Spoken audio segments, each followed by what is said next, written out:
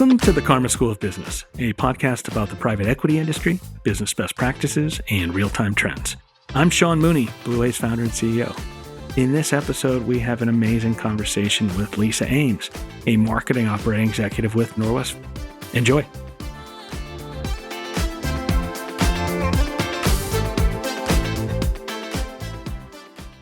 I'm super excited to be here today with Lisa Ames from Norwest. Lisa, thanks for joining. Thanks for having me, Sean. Good to see you again. It's been a minute since our time at PEI on that panel, and really appreciate the invite. Absolutely. So if you hear some familiarity, Lisa and I were on a panel together, and I was moderating, and Lisa made it the easiest panel of all time because I just would throw her the ball and then just kind of duck away. You're very kind. So I was like, we got to get Lisa on the podcast here. And so here we are. So I'm super excited. Me too. Thanks. As we get ready to jump in, we're going to talk a lot about the world of kind of marketing and go-to-market and growth and digital and all these kind of fun things. But before we do this, I'd love to get more of the story of you. So Lisa, can you share kind of a little bit of your background, how you came up, how you got into this industry called private equity? You bet. Well, it was very unexpected. I am an operating executive at Norwest, where I've been for 5 years.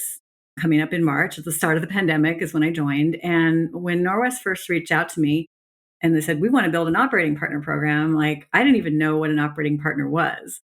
I'm embarrassed to admit, but that was the truth. I spent my career in B2B SaaS companies, very much like the ones Norwest invests in. And so I think they were attracted to my background and its relevancy to helping the portfolio companies. So prior to Norwest, I was VP of marketing at LucidWorks. Before that, I spent 4 years at Demandbase, honing my ABM chops. And now, funny enough, Demandbase is in our portfolio through the Engagio acquisition. And prior to that was in a marketing leadership role at a company called Castlight Health. And so since Norwest invests in software, healthcare, and consumer, my background was relevant. And I think that's what made them want to recruit me. And then I think potentially even more interesting was that my first language within marketing was demand gen and operations. And as you probably know, with early stage companies especially, but even later stage companies, these skills are really in demand. Sometimes the only language a first time CEO speaks is pipeline, revenue, sales. So my ability to come in, work shoulder to shoulder with our portfolio leaders, I think was what made them want to make this investment. And we've since grown the team. It was just me for a while supporting more than 200 portfolio companies. Whoa. And then over time, hired Renee Cohen, who is my peer here at Norwest, and then David Rudnitsky, who is more of the sales side. So we're sort of the three-legged go-to-market stool at Norwest. And so I think about what's my mission and my remit in this role is to help our companies at all stages. In the earlier stage, it's more partnering with founders, CEOs in designing their organizations for the future and marketing. So maybe for the next 18 to 24 months, helping as an extension of our talent team at Norwest to fill those seats, get their first marketing leader in seat. But even before that, just really getting hands-on with them, maybe helping them launch the company, announce the funding. So we really span a very kind of more advisory approach with a hands-on, let's roll up our sleeves, get in the mix and help these folks. Yeah, I love that background. And it's so representative, I think, what PE has evolved into in a good way, right? It's the business of PEs turning into a business.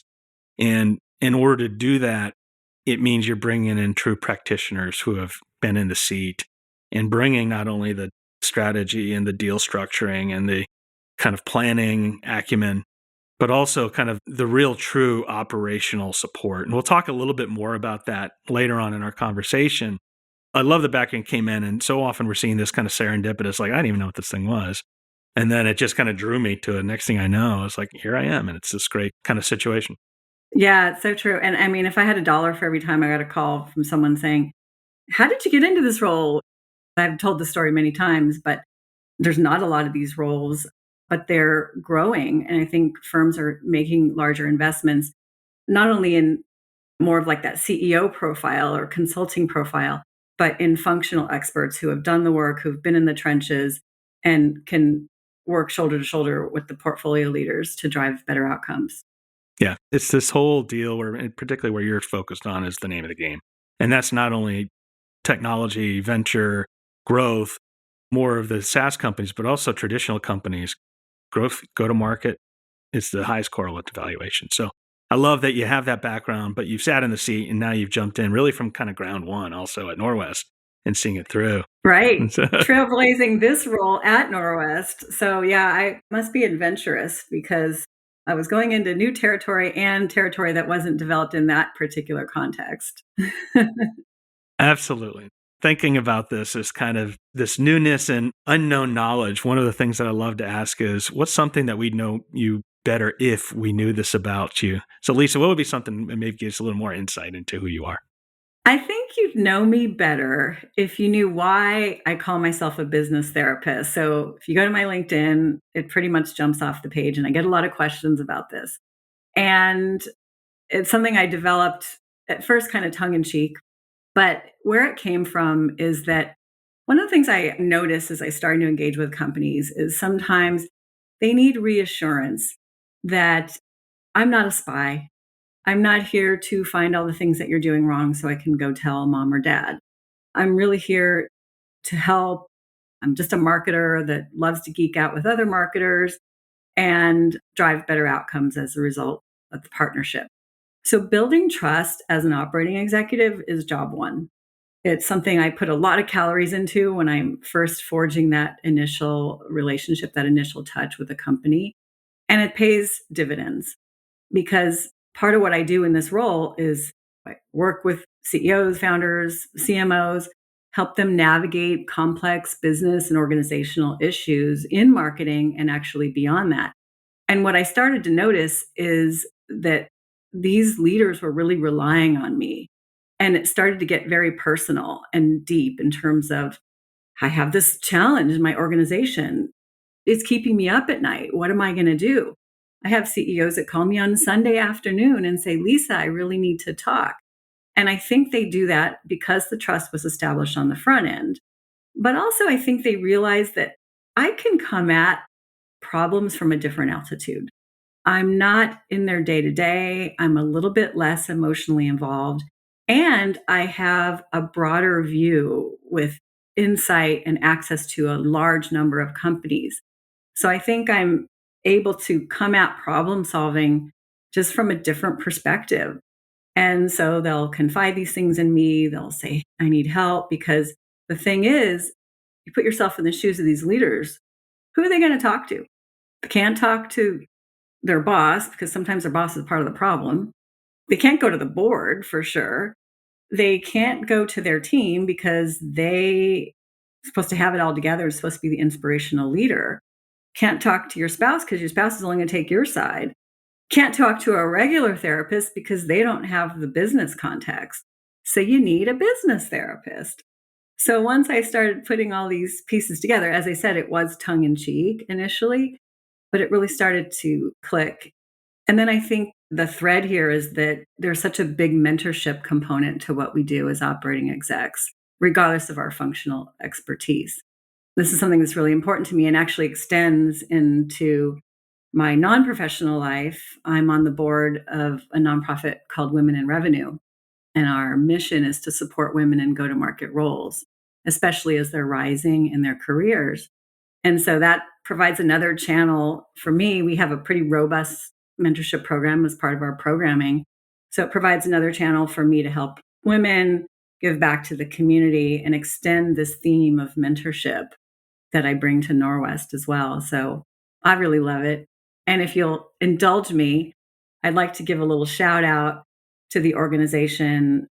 One of the things we're trying to do as we recruit mentors is expand our reach to include men, which is something I never thought of before until Udi Ledergor, former CMO of Gong, joined Women in Revenue as a mentor. So he's a mentor.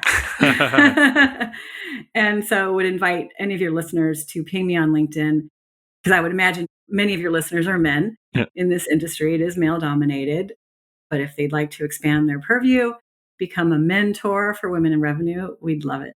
I love that. But particularly as you think about women in revenue, we'll be sure to include links to the organization as well as to Lisa. So check those out when you're interested and learn more about that organization.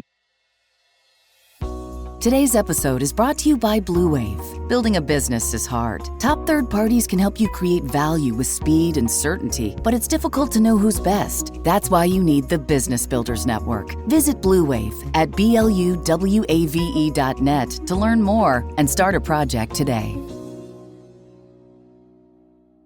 Maybe going back to some of the things you said, Lisa, that jumped out to me and that I haven't really thought as much about is it's well known that in a institutionally backed company, it's really lonely at the top in the CEO seat. Your board are basically your bosses. Like you got to figure all these things out. And it's tough in some ways to talk also with your functional unit heads. And I've experienced that. Whereas when I was in PE, you're sitting on the board and you're like, no, confide with me. But the executives want to really be able to show like, no, I've got it all figured out for good or bad and mostly bad. It should be understood that it's like, not everyone can do everything well, or they're the snowflake of snowflakes. But something that you're talking about here is also it's the functional unit heads where it's just as lonely for very much of the same reasons.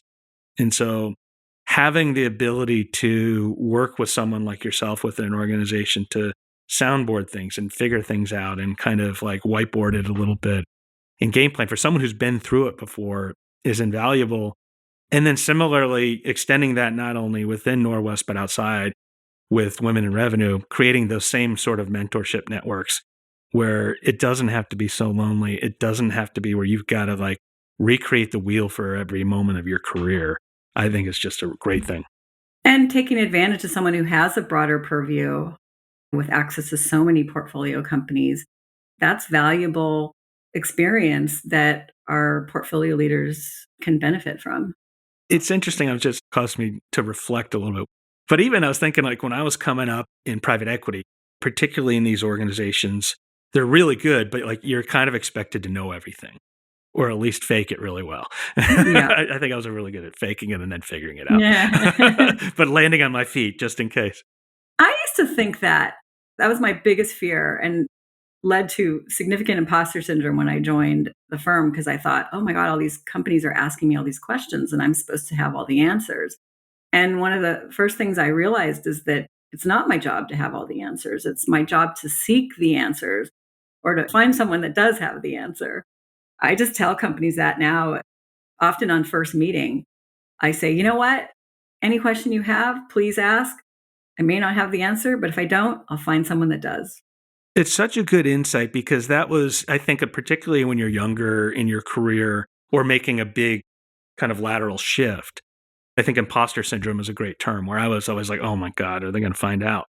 Then you find out like, it's going to be fine. And one of the things to your point that's probably made the biggest difference in my mental health and career in life is just this learning to say 3 words, I don't know.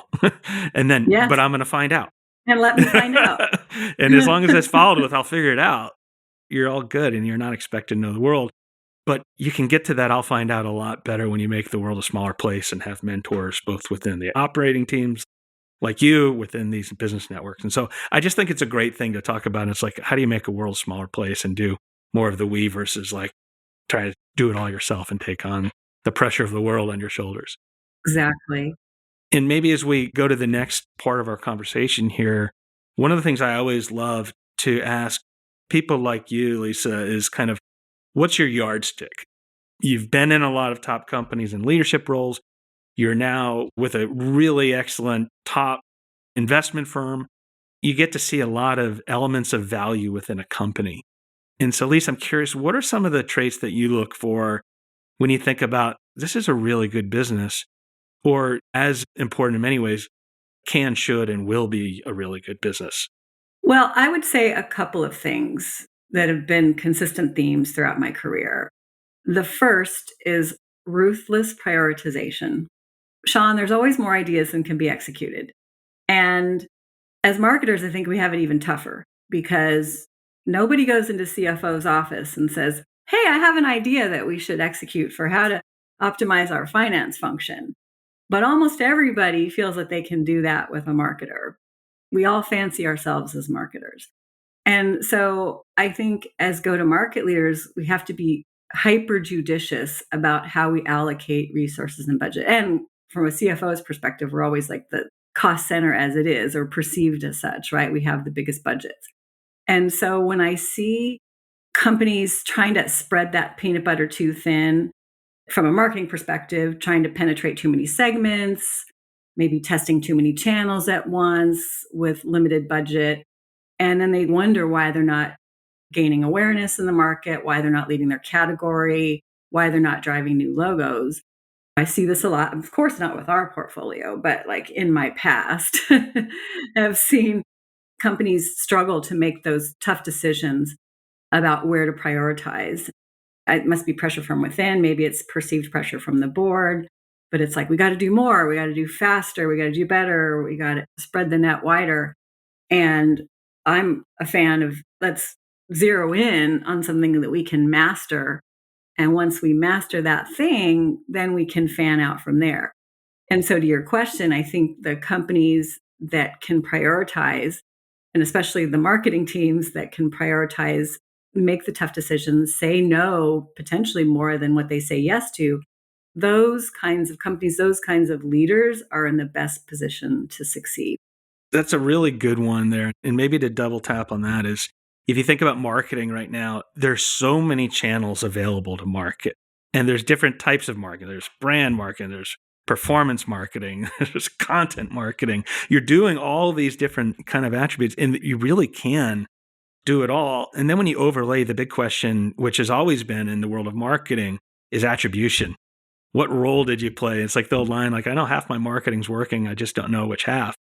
And then it used to be that, well, now you can really find in digital, like you can connect these things. But now there's all these, like half the time, all the email things don't even enable cookies. So you don't know who's really even opening your emails. So you can kind of do everything. So how do you think about in this kind of constant, almost like cat and mouse changing game of marketing, and not only the number of tools that are available to you, but also like, how do you measure effectiveness? How do you really look for that focus? Certainly from a board perspective, it's all about creating predictability in the business. And so if you can zero in as a marketer on the one or two channels that are your workhorses and the one or two strategies and one or two audience segments, I think you're in a much stronger position to win, because you're going to test and learn with that smaller purview. And then you're going to, as I said, fan out from there. Too often I see companies, like I said, wanting to spread the peanut butter so thinly. And of course, the attribution piece has always been a challenge. We've been talking about attribution since I was a little girl in marketing, which was a long time ago. And nobody's really figured it out. So, I mean, yes, we have tools to do it, but you still have sales and marketing wars and fighting over who did what. And not to get too deep into marketing here, but I'm always a fan, especially coming from demand based, that like we win together or we lose together. And so sales and marketing has to be in lockstep. They have to be aligned on metrics, goals, audience, like messaging. And there shouldn't be any such thing. And this is something I feel strongly about as a marketer. And given the opportunity, thank you for the platform, Sean. I will say that if there's any deal that was ever closed in the history of SaaS, and probably any business for that matter, that didn't have sales and marketing both heavily involved, you show me one deal where sales did everything or marketing did everything. And granted, if it's a full like product-led growth motion, maybe that's different. Or if it's a transactional high velocity sale that's all done online, maybe there's edge cases here. But when you're talking about an enterprise sale, there's no such thing as this one we're going to attribute to sales or this one we're going to attribute to marketing. It's so wise, because it's, like you said, attribution has always been the question. And so really good companies, what they do is like they use the word and, not or. It's not sales comma marketing. Yes. It's sales and marketing. They're symbiotic with each other. They go together. One is doing one thing but in support of the other, and they kind of in orbit around each other. Well, and my friend John Miller talks about like it being a team. And you're not going to say, well, the goalie in a soccer environment won the game because there were so many other assists, there were so many other players. So I like that team analogy as well for helping folks realize you can't pin a deal on one organization. I think that's very well said. And for listeners, like, listen to what Lisa has to say here. This is spot on. Hey, as a quick interlude, this is Sean here. Wanted to address one quick question that we regularly get. We often get people who show up at our website, call our account executives, and say, hey, I'm not private equity. Can I still use Blue Wave to get connected with resources? And the short answer is yes. Even though we're mostly and largely used by hundreds of private equity firms, thousands of their portfolio company leaders, every day we get calls from everyday top proactive business leaders at public companies, independent companies, family companies. So absolutely, you can use this as well. If you want to use the exact same resources that are trusted and being deployed and perfectly calibrated for your business needs, give us a call. Visit our website at bluewave.net. Thanks. Back to the episode. What's maybe one other thing that you look for in a company as you're kind of saying, is this going to be a Norwest type business that we can really help get to the next level? I look for patterns. I've been at the firm for about 5 years. I've seen companies come into the portfolio, exit the portfolio. And the other thing that I see as an indicator of success is inspirational leadership. I think a lot of people would agree with me, but maybe for a different reason, is that I feel markets evolve, technology moves quickly, demand for skill sets comes and goes. But what matters the most and what's given rise to most of my success in my career is the ability to hire and inspire, to marshal resources, work collaboratively across functions. And the real meat of leadership is influence. So, sure, if someone reports to you, you can tell them what to do, but you're better off influencing them and influencing the people that don't report to you to want to do the work, to want to reach higher. And when I've seen companies fail, often there's a toxic leader on the executive team. Very often it's the CEO who's been allowed to forsake inspirational leadership in favor of revenue growth. And it's not sustainable. It won't work. So my advice to leaders is surround yourself with people that know more than you and listen to them without ego. And to me, like when I see that growth mindset in a leader, I know we have almost everything of what we need for that company to be successful. Because we wouldn't have invested if we didn't believe in their value prop and done our diligence around the competitive landscape. So we're really largely banking on the strength of the leadership in the organization. And it's time tested. It's another really good point, Lisa. And as I look at kind of the demand patterns that come in here. And so hundreds of private equity firms, thousands of portfolio companies. And today, nearly 1 in 2 projects relate to getting the people part right. And a lot of times it's the CEO because they just weren't able to do exactly so. They weren't able to build a team. And one of the things that I even experienced personally, you learn not only in PE that you can't do it on your own, and it's about inspiring and working with and persuading and listening to your executive teams at your portfolio companies. It's the same thing when you're starting a company. And I think probably a lot of the challenges, and even just to personalize my own challenge, I started a business here 8 years ago after spending my whole life in PE. Talk about a crazy decision, like. Any regrets? I was like, no. It's the hardest thing I've ever done, but by far the best thing I've ever done. I believe you. It was like in the beginning, you're trying to keep burn down, and you're just bringing like the smartest but youngest and people that you could kind of bring in, and you're trying to do it all yourself. And then relatively quickly, you realize your back is breaking, and there's no way you will scale. It's impossible. And it's like a year without a day off. And then finally, I think most founders go through this story, and they're probably better at it now than they were. It's like, my only choice is to bring in really good people and trust them to do their job and empower them to do their job, and then bring common goals that we're all kind of rowing towards. That was a changing point, not only in the business, because then it just took off, but it's also mental health, where I was just like, oh my God, like you can kind of breathe. And so by the time they get to you, I imagine they work through a lot of that, but you're going to take them to even loftier heights. I hope so. But it's really, to me, about staying curious. You've surrounded yourself with these people on your team. You've got to trust in them. But it doesn't have to be blind trust. You can ask the right questions and say, well, tell me how you got to that conclusion and that recommendation. And I think that curiosity can take leaders a long way. I always say, like, be a learner, not a knower. I love that. So it's a great line. Being curious about the way the world works gets you a long way, and will continue to get the long way. Because, by the way, we all live in a 3-dimensional chess game. Right. You might have it right for a period in time, but then everything changes around you. And if you're not curious about it and reacting to it. Well, and then you realize the more questions you ask, how little you really know. So I think that humility can go a long way in motivating the people around you. I knew the most when I was 21. Yeah.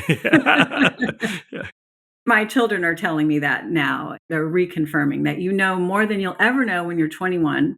And then you realize as time goes on how little you actually do know. And hopefully that gives rise to that curiosity we've been talking about. Yeah, it's like just when I feel like I've figured the world out, I'm getting flanked by something. Oh, yeah. So let's turn the page here. And one of the things I'm really interested to learn more about is, how is Norwest approaching value creation? What are some of the resources that you're bringing to support your portfolio companies and your partners along this journey that we've been talking about?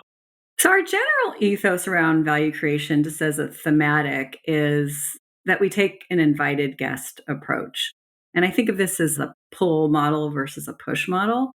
And it's a real differentiator for Norwest, because even though we have control positions in many of our companies, we don't force ourselves in and tell them, here's a playbook, you've got to execute it, this is the way it's going to roll. And we do that for a reason. It's just part of our, as I said, our ethos, like our value system. We're known for our work ethic, our dedication to helping our portfolio companies over the long haul through all the ups and downs of company building. And it's not just the what, but it's the how we go about it. I actually led the rebrand of the firm in 2023 and went through a very robust discovery process, as you can imagine, to get to the insights, like the real nuggets of what does this brand represent? And what we heard time and time again from the portfolio CEOs that we interviewed, but even a few that didn't take money from us, they all reflected back to us that Norwest, there's a humanity and a humility to the way we go about working with our portfolio companies. We don't come in saying we have all the answers.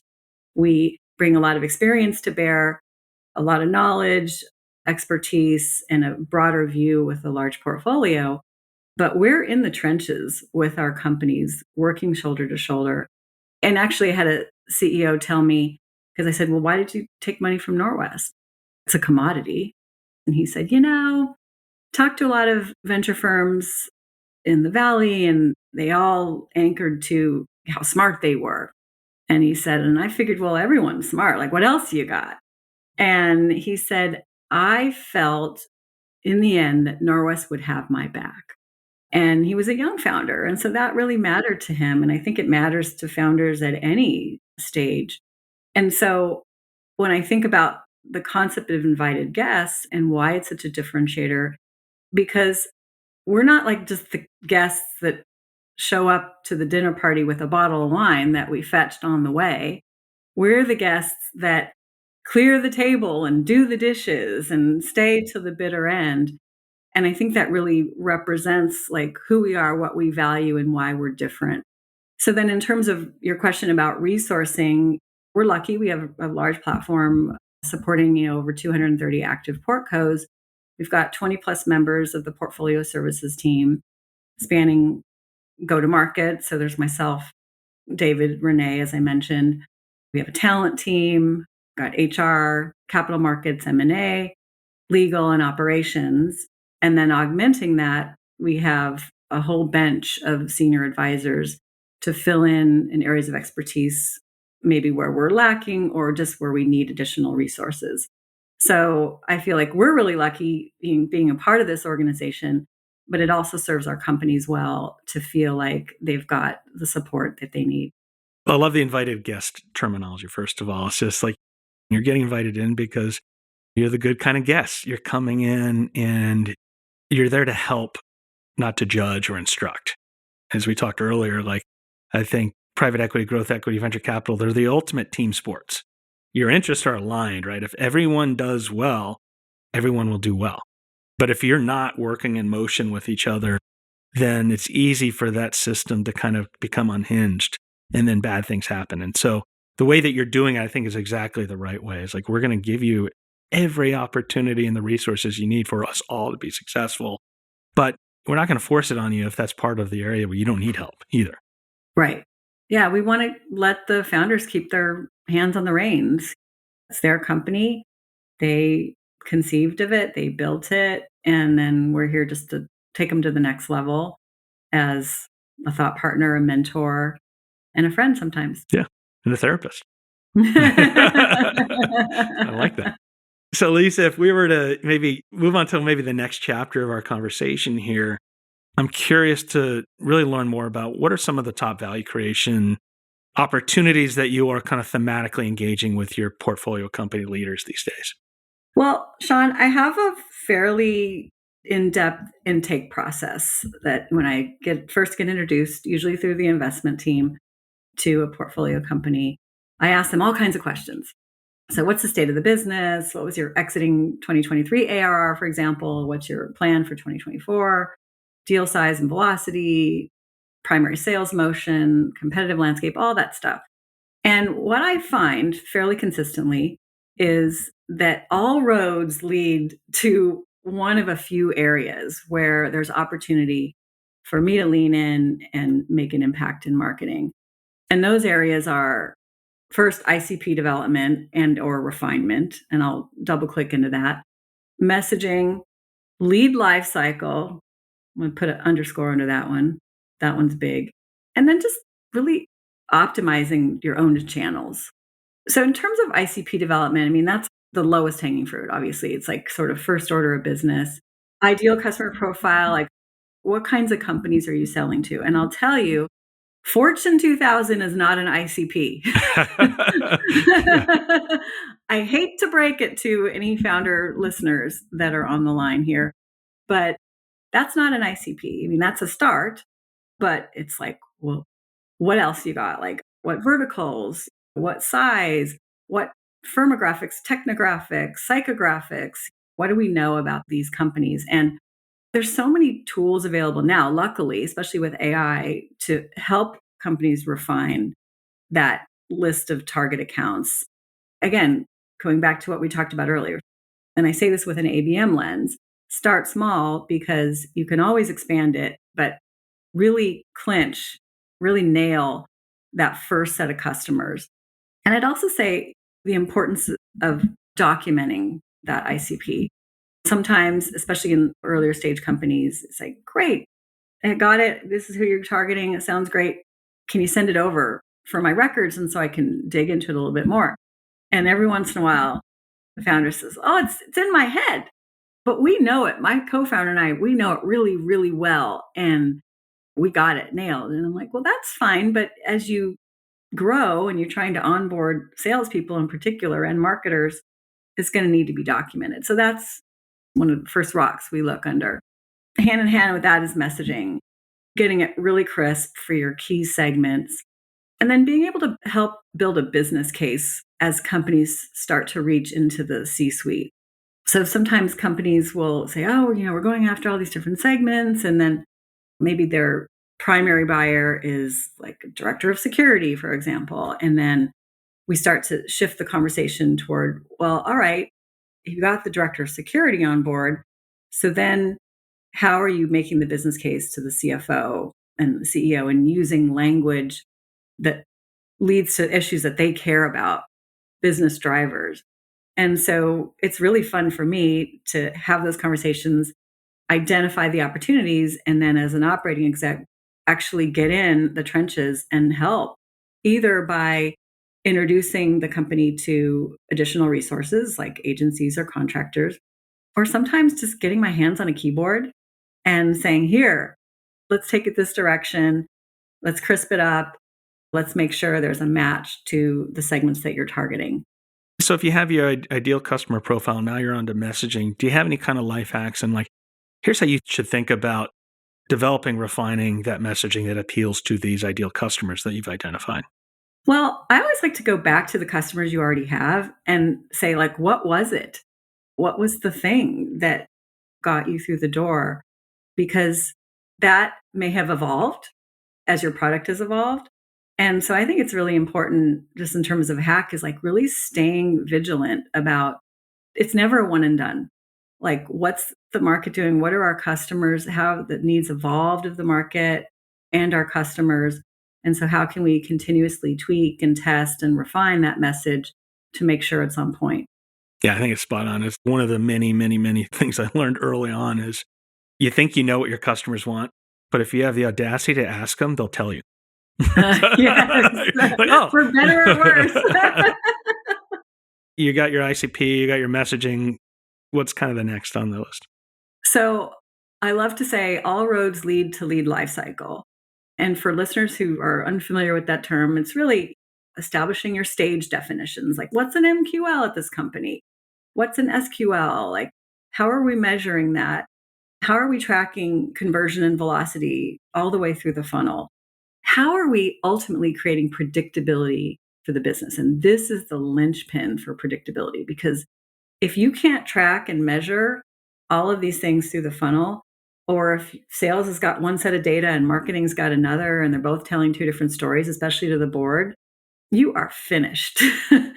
And sadly, and this is not just true for some of the companies I've interacted with at Norwest that I've been a part of throughout my career, is sometimes before someone realizes that lead lifecycle is a thing and we really need to invest in it, they're so far down the path that they've got technical debt to then unravel and data to pull apart and put back together like Humpty Dumpty. And I always say to companies, invest early and often in lead lifecycle and your operations function, because it's really the foundation for measuring, tracking, reporting, and creating predictability throughout the customer lifecycle. And really kind of curious, as you mentioned that, as you think about equipping your portfolio companies with marketing and or sales operational support, do you tend to look at that as the same function that's looking at both streams, or do you think about it in a perfect world they're different? There's a lot of varying opinions on that, but I think of like a rev ops function, for example, would include sales ops, marketing ops. And so I like that construct because I'm a big fan of the two organizations working together. But regardless of how you structure it, you've got to get those two organizations reporting on the same set of metrics, the same data, and pulling from preferably the same data sources for a single version of truth.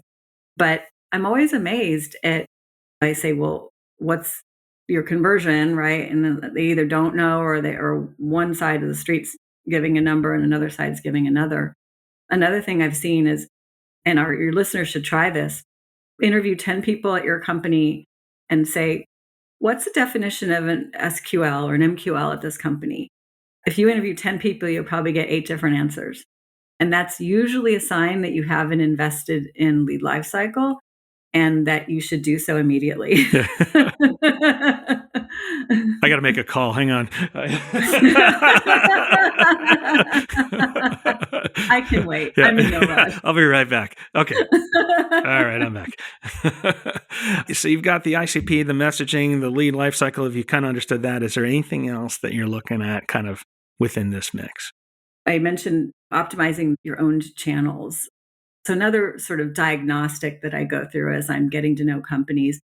And again, I'll say I'm not there to find all the things you're doing wrong and so I can go tell mom or dad, but I do a diagnostic because I want to understand where the opportunities are. Like, where's the white space? Where can I lean in and help this company to drive better outcomes? So another rock I look under is, what are they doing with their own channels? Because very often, especially at earlier stage companies or companies with an under-professionalized marketing organization, the first language they speak or that they want to speak is paid ads. Well, we got like our LinkedIn ads, we got our Google ads. That's it, right? And that's important. You've got to develop upstream awareness as part of your brand building efforts.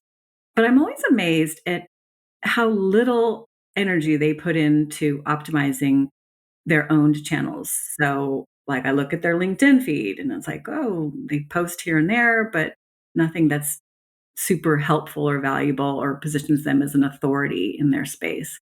Then I say, well, do you have a webinar program? Oh, well, we do them once in a while. And okay, well, then when you do get webinar leads, are you calling them as soon as they register or are you waiting till after the tactic? Oh, well, we wait till after. And then sometimes we only call the ones that raise their hand and say they want a demo. Things like that, like where it's just low hanging fruit. And for example, and I had a company validate this recently, which was a huge win. We said, well, what happens if we start calling on leads as soon as they register for the webinar versus right after? Because many companies, it's logical, like, oh, we'll wait till after the webinar occurs and then we'll chase those leads. I got to the same metric several years ago at Demandbase, but it's 30%, meaning if you were going to get 10 opportunities from a single webinar tactic and you started calling those leads as soon as they register, you're going to get 13 or whatever. You would have gotten 7, now you got 10 because of just that one little tweak to your process. So that's what I mean about optimizing. It's like there's all this low-hanging fruit out there that maybe you're not taking advantage of that can really move the needle. And so these are things, or like SEO, it's not dead just because AI has changed search results. And so really coaching companies on like, this is now more important than ever. Don't take your foot off the gas. Generic approaches like what is and how to are dead, and they were probably on life support from the beginning. And there are better options available to you to win big in this area that frankly other companies aren't taking advantage of. So if you do a few tweaks, make a few optimizations, partner with the right resource, you can really move the needle. And again, as the example I just gave in a webinar context, 30% is not a small number. It's huge. Yeah. These are great points. We live in an explosion of content in the world today. You can't just be buying ads. You got to be doing almost everything to the extent you can in thoughtful ways. Like we said earlier, you don't want to spread your peanut butter too thin. But if you're not owning certain channels and the world changes, you don't have a foothold to kind of like get your own messaging out there. Well, especially now, right? Because companies have stress on the budget. They have to do more with less. Everyone's been talking about that for 2 years. And so if you're not maximizing and optimizing channels that don't cost you money, if you've got a decent sized database and you've got your social channels, like that doesn't have to cost you money. That shouldn't be the only place you play because, as we talked about, you need to develop awareness, top of funnel, but you should be squeezing every ounce of juice out of those channels that you own that don't cost you before you start moving on to other things. I guess this ties back to that bigger theme we've been talking about with the peanut butter. There's a temptation to do too much, spread too thin, execute in too many channels, and then you dilute your results. And where I see companies get in trouble is, let's say they didn't put enough effort or energy or investment into a specific channel.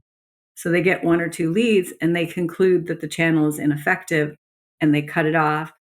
And then folklore in the future is like, oh, we tried that and it didn't work. That's such a limiting belief and way to go about marketing. Yeah, it didn't work at first. And so, but you got to like take a right turn and a left turn, a right, left. I do like the point that you made as well is like, but if you're going to do it, you're going to invest that as one of your areas that you're putting your chips on the board on, monetize it. It's like, do something about it. Take action, be fast. Don't let it kind of wither. If it just sits on that vine, eventually it kind of goes away. And so you got to go, and if you're going to invest in your own channels, I really like your point. Like, call them right when they register. Don't wait till afterwards, or don't demur and not reach out to them. Right. And overall advice would be to start small in a segment most likely to buy from you, the customers that love you, and with a set of channels that has served you well in the past, for example, and then nail that, fan out from there. Wonderful knowledge. For our listeners, listen to what Lisa says. Any marketers or aspiring marketers. 100%. As we kind of bring our conversation full circle here, I'm a connoisseur of other people's wisdom that then I Frankenstein onto myself, because as we've talked about earlier, If it were up to me knowing how the world works and having to figure it all out, I'd be in a lot of trouble. But if you were to go back to your 22-year-old self and give yourself a piece of advice that you wish you knew then, what might be one of those things that you would share? I would say don't underestimate the power of networking and community building. As an introvert, this hasn't always come naturally or easily for me. And I used to tell myself when I was given this advice, which of course I didn't listen to it, was, but that's just not me. And I have to honor who I am. And what I came to realize is that it wasn't me yet. And I mean, Sean, you built a business on this. Your whole business is about connecting companies to valuable resources and people and that can solve very real business problems. And so you understand this probably better than anyone, and potentially you'd agree with me on this. But, and I think even in the context of my role at Norwest, one of the first things I realized was like one of our key value creation levers is our extensive network and our access to resources. And it's not just about having a list, but it's about knowing the core wheelhouse of those resources and what they're really good at, what they're not so good at, and what are their parameters and what kind of companies do they want to work with. And so I spend a good percentage of my time nurturing my existing network, expanding in my network. And my secret hack that I'll share with just between us is, and I got this from Warren Packard of the AI Fund, who was a college buddy. He was at DFJ for a number of years. And when I first got into this role, I was like, well, what advice would you give? And he said, I take at least one meeting a week for which there's no obvious or immediate benefit to me or my firm. And I thought, I'm going to try that because we get a lot of inbound in these roles. Like everybody wants to sell into private equity for good reason. So I thought, well, I'm going to try that. And I'll tell you what, it has always led to some benefit down the road, sometimes within a couple of weeks, sometimes a couple of months, sometimes a couple of years. But none of those meetings that I took for which there was no apparent or obvious benefit, none of those led nowhere. Like it was always something where I could like help a portfolio company or help a friend, or I could help them down the road, even though I couldn't that day. And so that's something that I've stayed really true to and has paid huge dividends to me. Even in a personal context, I recently moved to New York City after spending my whole adult life in the Bay Area.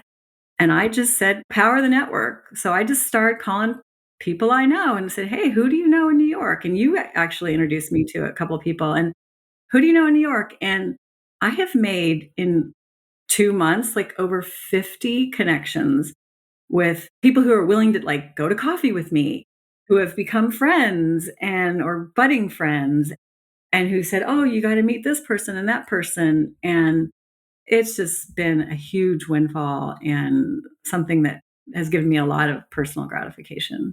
I think that's such timeless, but also comprehensive advice. People are kind of surprised by this, but like, I'm terribly shy, like really introverted. And it used to be like, I was in a big family and my dad would make me order like last minute, Sean, go find a reservation for 8. And you got to talk your way into it. And it would like make me like want to just curl up into a ball. But I found like in order to kind of be part of the world, you have to be part of the world. And it causes me to exert energy and it's depleting, but it's so important. And then what I kind of learned is it ultimately is energizing. In some ways, it's the name of this podcast, right? It's like if you do good things with and for good people, the world kind of spins in its own axis in the right direction and ultimately takes a lot less energy. I didn't learn that either until way too late. Is like if you go out there, and particularly it works when you're not transactional, kind of as you shared. Right. You don't know where it's going to lead. Yeah, you're not keeping score. It's just you're going to go, you're going to meet people, you're going to do good things for them. And then ultimately, the energy fills you back up in a way that you're not counting, but it comes back and pays dividends. And so as someone who can appreciate what you did, I applaud you because that makes me like get really nervous just thinking, oh my gosh, I got to meet 50 new people in 2 months. But once you go through it and it's kind of one at a time with coffee, you're like, this is great. Yeah, they don't all lead somewhere and they don't have to. But it's just about, like you said, creating that good karmic energy and going in with a mindset of like, I want to help and be helped. And it's something that I'm a huge believer of, a huge fan. And I'm calling all introverts as being one myself, like, you can do this. Yeah, I totally agree. And I think that's great advice. I kind of went through a similar thing after spending most of my full adult life in the New York area. Then we moved to Nashville to start off the business, really because of a market study, and I took all the fun out of the process. But my wife's like, "What? We're going to go there on a spreadsheet?" I'm like, yeah, you're going to love it. One column says fun, and so. But same deal. Went through that exercise, and what I found was, if you've invested in relationships, people want to help you. So immediately, I got introduced to so many great people here, and one of the things I really like about the culture here that I think exists in many places, but in particular here, there's an ethos in Nashville is whenever you meet with someone, A, they take the meeting, and then B, it always ends with, what can I do to help you? Right. And there's not a C, what are you going to do for me? And so I think what you described is such a good life mantra that if we had only been so lucky to learn this earlier, by we, I mean me, this is the royal we, life would have been a lot easier. So I thank you for sharing that. Absolutely. Where were you when I was 22? So Well, like I said, my kids probably won't take this advice either, but I'll die trying. That's great.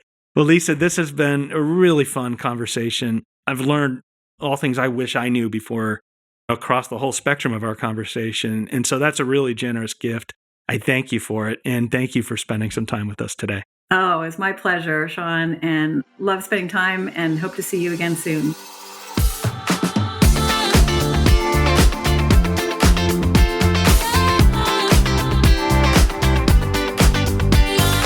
That's all we have for today. Special thanks to Lisa for joining. If you'd like to learn more about Lisa Ames and Norwest, please see the episode notes for links. Please continue to look for the Karma School of Business podcast anywhere you find your favorite podcasts. We truly appreciate your support. If you like what you